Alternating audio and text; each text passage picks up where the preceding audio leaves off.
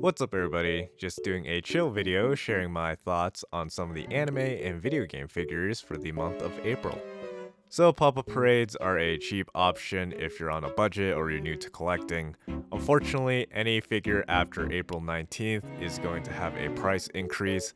It's going to go from 3,900 to 4,800 yen, which in the US, that's about a $5 increase. So yeah, figure prices are going up, but on the plus side, if you order from Japanese sites, the value of the yen is going down, so it kinda evens out a little bit. Speaking of pop-up parades, Lucifer from Helltaker went up for pre-order. Apparently, Helltaker was pretty popular in Japan, especially with artists, so you might have saw a lot of fan art floating around. I've been pretty curious about Helltaker, and the game's free, so I guess I'll go check it out right now. Oh yeah, that's an easy pre-order. This is just icing on the cake, but I love that the creator said he liked how much attention they put into modeling her gloves and butt. Maybe you're feeling nostalgic for the original after the Netflix show, but we are getting pop-up parades of Cowboy Bebop. I think Spike looks good enough. Jet's eyes look like they're about to pop out his head. The face on Faye is a little rough. I think if you really like Faye, I think you should just save up for the Mega House one. I think Ed probably looks the best, but then Ein looks kinda rough. It just looks like he's soulless, like Ed is just holding a taxidermy. Right now, only Spike and Jet are up for pre-order, but out of the four, personally, I think I'm only gonna get Spike. An exception to the price increase was Levi. I guess they really want him to sell well. Crunchyroll is also selling an exclusive version with a darker color. He also has a different expression, like he's scolding somebody. Finally, we have Marion, which blows every other pop-up parade out of the water. Now that we get to see her colored, I think she looks absolutely amazing. If the final product looks this good, I think the increased price is justified. But moving on to other VTubers, the Yokayu Nendoroid went up for pre-order, but she comes with some dope sunglasses, a cat, and some optional parts so you can display her with Korone when she comes out. Unfortunately, on Amiami, she sold out the same day she went up for pre-order. Hopefully they do the same thing they did with Gura and release additional waves or batches, but I'm really glad they included a finger for the Yubi Yubi reference. I just thought this was pretty funny, but they have the Nendoroid of the Batman, the Batman version. It even has this tiny Batmobile, but in the picture, he's like about to punch his own car. And then you have Robert Pattinson with his makeup just staring at this Riddler greeting card. If you collect Nendoroids, I think these cases are a great value. You can use those extra face parts for some fun shenanigans. There's a Matrix Nendoroid, but I think the new movie kind of left a sour taste in my mouth, so I think I'm good. I do think the bullets are pretty funny. I think it would be a lot of fun to use them with other Nendoroids. Also, the Arknight's Nendoroid of Scotty got shown, which I love how silly her hat looks. The concept art for Ramlethal got updated, and I really want something from Guilty Gear, but I might try to hold out in case they ever make another figure of Baiken. Mega House also showed some stuff over the weekend, which I'm not really sure what they did. They didn't have a lot, and most of it was just silhouettes. I do think if you're a One Piece fan, they make some pretty cool figures. The colors usually pop, and look at those abs. Kakashi, using Susanne, will be getting a figure with a shining pedestal, which basically means it comes with an LED base and a higher price tag. The Demon Slayer train just keeps going because they're making another Rengoku figure. They're probably not going to stop until they make every pose you can imagine. The same applies to Jujutsu Kaisen. I don't know why they can't make them in different outfits or doing something new. They all just blend together with effect parts just flying in every direction. Like this Gojo one, which I thought was already out because Bandai made one that was kinda similar. Of course, the Mega House one is gonna be a lot nicer and, of course, more expensive. On the other hand, Mega House also really knows how to capitalize on nostalgia because for any boy who grew up in the 2000s watching anime like me, they're making a figure of Rengiku from Bleach in a swimsuit. I don't really buy swimsuit figures and it's a quarter scale, but as a cultured individual, I will appreciate pictures of this online. Mega House also hopping on that Spy Family hype. They're making these soft and fluffy squishy bread, which I guess is kind of like a stress ball you can squeeze. I do think they should have given each character 2 instead of Anya getting 3. And I think these look a little weird because I think they cut off the head a little too much. I think it should just be round at the bottom. Alongside that, they also have a look-up figure of Anya, which is adorable, but just to show how much they're milking the series, they already have another figure of Anya up for pre-order. They're both sitting down, but this one's just more normal proportions. If you want a cheaper option, Taito is also making a prize figure of her. But given the success of the anime so far, there's no way they're not gonna make a Nendoroid of her. The faceplates for her would be hilarious, so I'm gonna save my money for that. The only other prize figure that caught my eye this month was this Toto figure.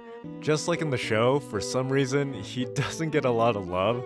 I don't think I've seen another figure of him. This one is also made by Taito, but I would love to see a figure of him clapping. I feel like that fight was hilarious. As soon as I finished recording that, Banpresto decided to show off this figure set of that very fight. I'm gonna have to take a few points off of Gryffindor because Toto isn't clapping, but it looks like you can buy each character individually. I lied. As soon as I finished, there was another prize figure that caught my eye, and it was this dark Hatsune Miku. It's made by Furyu, and would you believe it, I lied to you again because there's also a light version you can get. For their price, I think it's very tempting. They would probably look amazing together. But I don't want to go deeper in the Miku rabbit hole. I think I have enough pre-ordered. I thought we were done, but then I saw these really cool Digimon Banpresto figures. They're also in that $30 range. They all look pretty good, except for Agumon and Patamon, which have like a gold turd coming out their butt. What's also funny is that Amiami sells some random stuff, like this Donald Duck looking kinda evil, using like an anchor as a weapon. Or this old school Batman. It's just crazy how much stuff they carry. What's also crazy are these Prime 1 statues.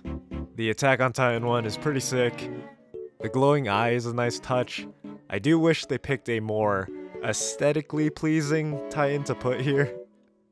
I think the Final Fantasy one is absolutely beautiful. Terra's outfit is just so colorful and you can see all the little patterns on the clothing. For the Evangelion lovers, they also have a quarter scale of Rei and Asuka, some 1/3 scale statues of Guts, and this very ambitious statue of Griffith and Guts, both inside their armor, but then their faces are sculpted in the cape. This is based on the illustration. I really want to see how this one turns out. A Saint Seiya figure that lights up, a couple of Shaman King statues, which unfortunately I think the face looks a little off, and finally a Jujutsu Kaisen one, which I think is a little boring and weak. But since we're speaking of expensive stuff, the Full Metal Alchemist statue made by Good Smile is $1,700, which I don't think that follows the law of equivalent exchange. On the other end of the spectrum, we have Myathos, who are usually very reasonable with their prices. These 3 figures, designed by artist Neko, will go up for pre-order on April 30th. They all look pretty badass, rocking business suits with some gold and black armor. You can also take the mask off 2 of them if you're not into that, but I think that's part of what makes them unique. I could probably afford one of them, but since I know they form a set and how good they look together, for me, I think this would have to be all or nothing. Since we're on the topic of Chinese figures, I want to mention Ribos, which is a company I never heard of before, but they showed off some pretty unique looking figures. These 2 are pretty over the top, but I really like the one on the left even with so much going on. Unfortunately, at the moment, they're still unpainted, with a lot of them just being the illustrations with no prototype. But they had some really cute ones, like these couple of cat girls centered around a tea time theme, or this adorable Halloween figure with all these desserts. It's just so sugary and sweet, I feel like I need an insulin shot. I doubt they would sell these separately, but I would love to just buy the chicken, shark, and killer whale. You could use them with any other figure and just have this little hype or cheer squad. Another Azure Lane figure, but this one is made by Mime Yoi. But unfortunately, they showed off the prototype and it didn't include the chicken, so I'm not interested. But this one that just went up for pre-order did include the chicken, so there's still hope. It's interesting they didn't do the full chain link fence. It's like in a mist, wavy pattern. I can't really say I'm a fan of it. I thought this illustration was pretty funny, like she's about to clap a plane like King Kong, but in the figure, the plane is off on the side. Apex showed off a very promising Arknights figure. This blue archive figure is pretty cool. I love figures with wings. Unlicensed figures can get pretty creative, like this Tsunade statue, or this garage kit of Ayaka from Genshin Impact. I follow this artist on Twitter, and they make lovely illustrations that would be perfect for figures, and they're finally making some, and I was really hoping it would be these girls. Instead, we're getting a bunch of demon or devil girls made by this company called DCTer, which stands for Dreams Come Truer, I guess? These might be too spicy for my collection, but we'll see if things change or not once we see how they turn out. But spice is the variety of life, and one figure that I might be interested in is the Belfine 1/8 scale of Mirko from My Hero. Though it's still very early since we don't have an illustration, but I think that's a good segue into our other bunny figures. This particular one has been a pretty hot topic. It's the quarter scale of Taiga from Toradora, made by Freeing. And you're probably thinking I should go read my animal picture book again because this is obviously a tiger. But this figure is actually a variation of the original, which was all white and actually a bunny. I'm sure a lot of people were disappointed. I would be, because you spend a lot of money on this figure only for the company to release a more colorful and creative one a year later. That aside, I think this is a great figure. Her being a tiger makes sense, it's a reference to the show and a part of her character. And I hope Freeing does more of this moving forward, where they include things and elements from the show that fans can appreciate. It really makes the figure more unique and helps sets it apart from other bunnies. Case in point, the North Carolina bunny. If I couldn't read, I would have never have guessed this generic blonde anime girl was from Azure Lane. Like, how awesome would it be if this bunny included the battleship parts? You know, the thing that makes Azure Lane unique. Also, I might be going crazy, but from this angle, it looks like she's holding a banana. Another one of my personal gripes with bunny figures is when they re-release them without their tights. I feel like that's a big selling point on them, so you're removing them and charging people more? On a side note, I really do like the white on Kurisu. It just kind of looks like her lab coat. Dude, that would have been such a cool idea, to have this white science lab coat bunny figure. You can have the idea for free, Freeing. If you saw my video on counterfeit figures, I got rid of my bootleg Erza. So if this was the tights version, I would have honestly bought this. But since it's the bare leg one and they're charging more, Freeing just lost out on a sale. There was also this other Erza figure up for pre-order. It's kinda cool, but I'm not really into the purple feet. Kinda reminds me of Mr. Deeds. There's also one with orange feet, if that's your thing. I'm not gonna kink shame here. Another cool one was this Pokemon figure. It's really pricey, but it's pretty big. Another cool dragon, we have Blue Eyes Ultimate, though I do think he looks a little stupid with that support rod. It's just silly that the Ultimate Dragon needs some neck support. If you're into Yu-Gi-Oh, you can also pre-order Chaz, which I appreciate that they include the Ojama trio. Some other cool scales that are up for pre-order are the Radio Ava Rays. I do really like the pattern on her jacket. I usually prefer the colored versions, but I actually like the grayscale for Ray better. If you missed out on them, they're also re-releasing the original Radio Avas. This one was so adorable, but I just don't know if I can justify it. If you want some color explosions, there are some more No Game No Life figures. I really like the one by Prisma Wing, but it's pretty pricey. I don't think the Katakawa one is as good.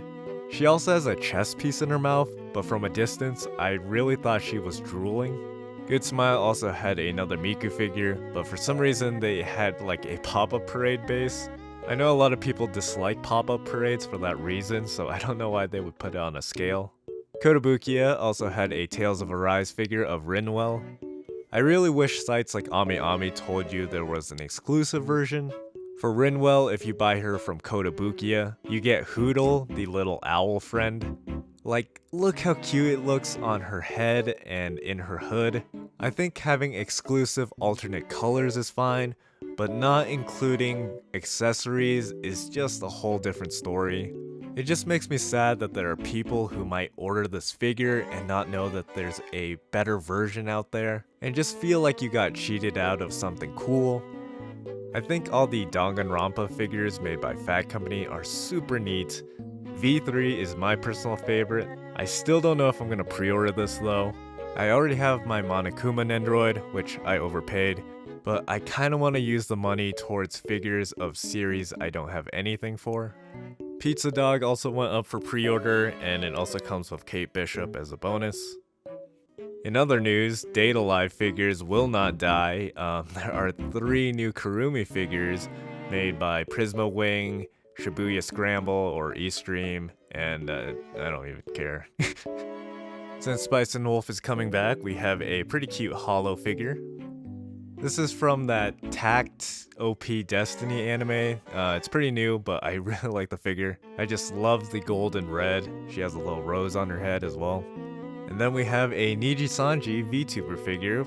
He's in his gamer chair. I think that's awesome. I love that the figure just looks so natural. And finally, some miscellaneous things I saw on Amiami. Belfine is asking a lot for this terrible Sonic with an awful seam line going through his head. You can see it just looks so bad. I don't know if anyone else remembers Zatch Bell, but I don't think he looked this cursed. We have some Attack on Titan plushies. The Annie one looked kinda cursed. I just thought Levi in bandages was pretty funny. Mega Man Battle Network, one of my favorite video game series, got a model kit that's pretty sick. Something else that might make you sick are these Iron Maidens made by Freeing.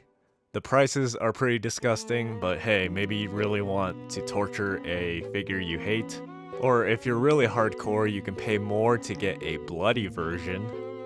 It must be nice to be a massive Demon Slayer fan because they make figures of every character, no matter how minor. You even have the boys when they cross-dressed and went undercover for the District arc. I don't know the series, but this minifigure was really neat. Unfortunately, pre-orders were closed. Especially the second one with the horse. The horse just looks badass, especially when you look at his eyes. The Hello minifigures of Evangelion look pretty cute.